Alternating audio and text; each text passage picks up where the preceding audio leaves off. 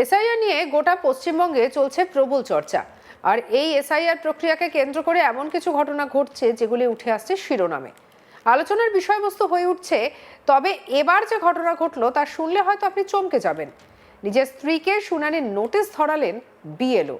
ঘটনাটি ঘটেছে হুগলির তারকেশ্বর পৌরসভার 1 নম্বর ওয়ার্ডের 248 নম্বর বুথে। জানা গিয়েছে বিএলও রাজশেখর মজুমদার তার স্ত্রী সুস্মিতা মজুমদারকে এসআইআর এর শুনানির নোটিশ ধরিয়েছেন। সুস্মিতা মজুমদারের বাবা সুব্রত চ্যাটার্জি সেনাবাহিনীতে কর্মরত ছিলেন, আর সেই কারণেই 2002 এর লিস্টে নাম ছিল না।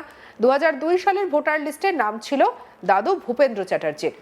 এসআইআর এ দাদুর নাম ম্যাপিং করান সুস্মিতা, কিন্তু দাদুর সঙ্গে 40 বছরেরও কম বয়সের ফারাক দেখিয়ে শুনানির নোটিশ ধরানো হয় তাকে।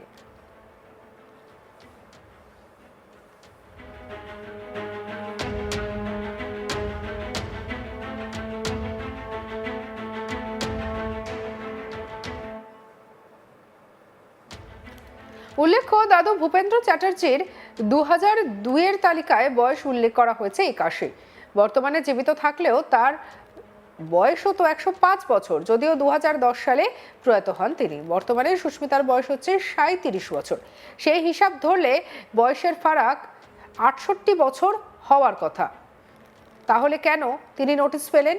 সুস্মিতা মজুমদারের দাবি যে বিএলওদের এখানে কোনো গাফিলতি নেই, নির্বাচন কমিশনের গাফিলতির ফলে ভুগতে হচ্ছে সাধারণ মানুষকে। কি বলছেন শুনবো।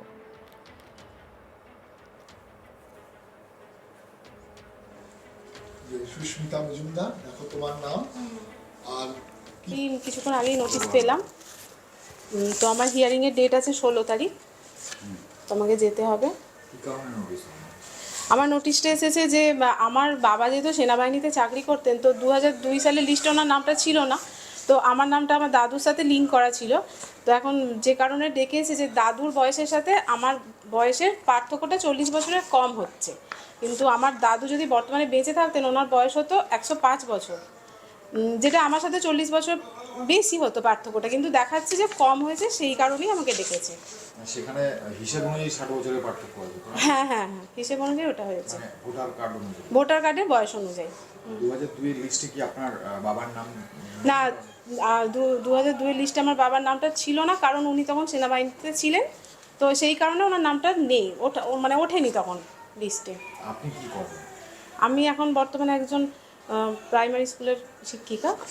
তো আপনাকে তো ছুটতে হবে শুনানি। হ্যাঁ হ্যাঁ, আমাকে তো কালকে যেতে হবে, যেহেতু ডেকেছে তো আমাকে যেতে হবে।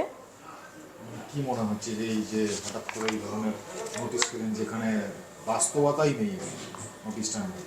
হ্যাঁ সেইটাই, কিন্তু এবার কী কারণ উল্লেখ করা আছে যে ওই কারণেই ডেকেছে, এবার তো কিন্তু দেখা যাচ্ছে যে ওই কারণটা তো হচ্ছে না, ওরা যেটা কারণ দেখেছে সেটা হচ্ছে না, এবার ডেকেছে যখন তো যেতেই হবে, সেখানে উপস্থিত থাকতে হবে। কাজের সাথে যুক্ত আপনার স্বামী, হ্যাঁ হ্যাঁ, আবার আপনাকে এই নোটিশটা দিলাম। হ্যাঁ, এই নির্বাচন কমিশনের কি কাজ কোথাও গাফিলতি আছে বলে মনে হচ্ছে? না হলে ধর এই ধরনের নোটিশ। হ্যাঁ হ্যাঁ, এরকম অনেকই গাফিলতি, আমি যেটা শুনছি আমার স্বামীর কাছ থেকে, এরকম অনেকই গাফিলতি আছে, মানে অনেকই এরকম ভুল ত্রুটি হচ্ছে, তাদেরকে নোটিশ পাঠানো হচ্ছে, মানুষকে একটু মানে হ্যারাসমেন্ট করা হচ্ছে, মানুষ হয়রানি হচ্ছে। হ্যাঁ, তাদেরও সমস্ত কাজকর্ম ফেলে যেতে হচ্ছে এতে অফিসে, বিডিও অফিসে উপস্থিত থাকতে হচ্ছে। তো মানুষ, হ্যাঁ যেতে তো হবেই, কারণ দেখেছি যখন, আমি যেহেতু নোটিশ পেয়েছি তো আমাকে তো যেতে হবে এবং আমি যাব। অনেক সময় দেখা যাচ্ছে যারা এই ধরনের নোটিশ পেয়েছে তাদের তারা খুব ফোকাস করেছে বিএলওকে, যে বিএলওর দোষ। আপনি কাকে দোষারোপ করবেন? না, আমি যেহেতু জানি যে এই হিয়ারিংয়ের নোটিশগুলো তো বিএলও দিচ্ছে না, আসছে নির্বাচন কমিশন থেকে, তো আমি এখানে বিএলওর কোনো দোষ দেখছি না, কারণ উনি তো পাঠাচ্ছেন না নোটিশগুলো, তো পাঠাচ্ছে হচ্ছে নির্বাচন কমিশন থেকে। তো এখানে আমি ব্যক্তিগতভাবে কাউকে দোষারোপ করতে পারছি না বা করবো না ব্যক্তিগতভাবে। সব বিএলওদের ক্ষেত্রেই বলছেন? হ্যাঁ, আমি সব বিএলওদের ক্ষেত্রেই বলছি। না, বিএলওদের কোনো ভূমিকা এখানে নেই, ওনারাও নোটিশ পাচ্ছেন এবং সেটা ওরা বাড়ি বাড়ি গিয়ে তাদেরকে পৌঁছে দিয়ে আসছেন, কিন্তু ওনারা তো পাঠাচ্ছে না, তো ব্যক্তিগতভাবে ওনাদের কোনো দোষ নেই, এটাও আসছে সরাসরি নির্বাচন কমিশন থেকে। ঘটনায় বিএলও রাজশেখর মজুমদার বলেন, প্রযুক্তিগত ত্রুটির কারণে এই ভুল, যার ফলে হয়রানির শিকার হতে হচ্ছে সাধারণ মানুষকে। কি বলেছেন শুনবো। আমি আমার স্ত্রীকে দিলাম নোটিশটা, একজন বিএলও হিসাবে আমি একজন বিএলও স্ত্রীকে, আমার স্ত্রীকে আমি নোটিশটা ধরালাম। কোন এলাকার বিএলও? আমি তারকেশ্বর বিধানসভা 248 নম্বর বুথের বিএলও। আপনার স্ত্রীকে আপনাকে দিলেন, মানে যখন আপনারা ডেটা এন্ট্রি করেছিলেন সেখানে কি কোনো সমস্যা হয়েছিল না এটা নির্বাচন কমিশন? না, আমি যখন এন্ট্রি করেছিলাম তখন কোনো সমস্যা আমি পাইনি, কিন্তু হঠাৎ করে নোটিশটা দেখে আমি তো নিজেই চমকে গেছি। নোটিশটাতে লেখা আছে 40 বছরের কম আর কি বয়স, এটাই চমকে গেছি আমি। যে ওর দাদুর বয়সের সঙ্গে ওর বয়সের ডিফারেন্স 40 বছরের কম। ওর দাদু বর্তমানে বেঁচে থাকলে এখন বর্তমানে 105 বছর বয়স হতো, আর এর বয়স এখনও 40 বছর হয়নি। তা কী করে 40 বছরের কম হচ্ছে দাদুর সঙ্গে বয়সের ডিফারেন্স, সেটা তো আমি নিজেই বুঝতে পারছি না।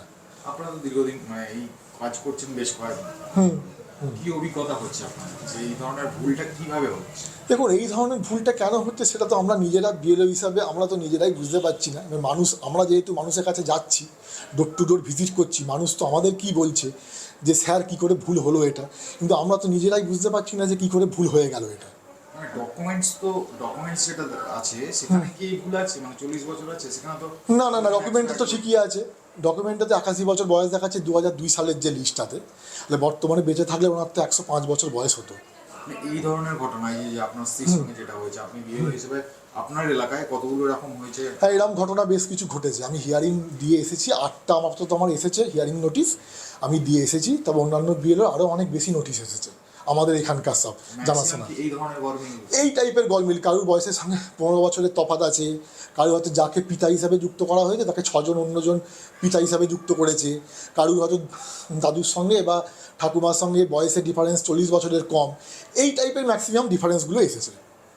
এই ভুলের কারণ কি আপনার কি মনে হচ্ছে? কারণগুলো দেখুন, আমাদের বিএলওর কাজ করতে যে অভিজ্ঞতা যেটুকু, যে আমরা যখন কাজগুলো করেছি আমরা কিন্তু কোনো ব্যাপারে অনেক সময় দেখা গেছে বাংলা আমাদের সামনে যে ইলেকটর সে যে আমাদেরকে যে 2002 সালের লিস্টটা দিয়েছে, যে বাংলা যে লিস্টটা যেটা আমাদেরকে প্রিন্ট আউট দিয়েছে, সেখানে দেখা যাচ্ছে নামটা সব ঠিকঠাকই আছে।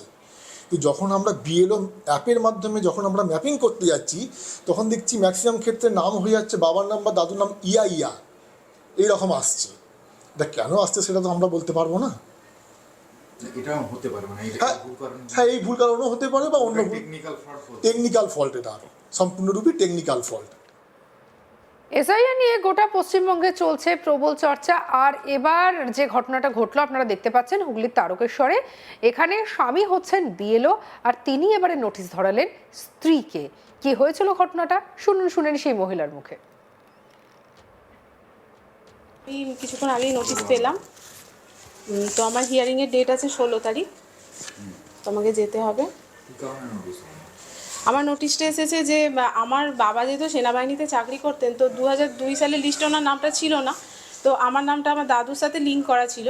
তো এখন যে কারণে ডেকে এসেছে, দাদুর বয়সের সাথে আমার বয়সের পার্থক্যটা 40 বছরের কম হচ্ছে, কিন্তু আমার দাদু যদি বর্তমানে বেঁচে থাকতেন ওনার বয়স হতো 105 বছর।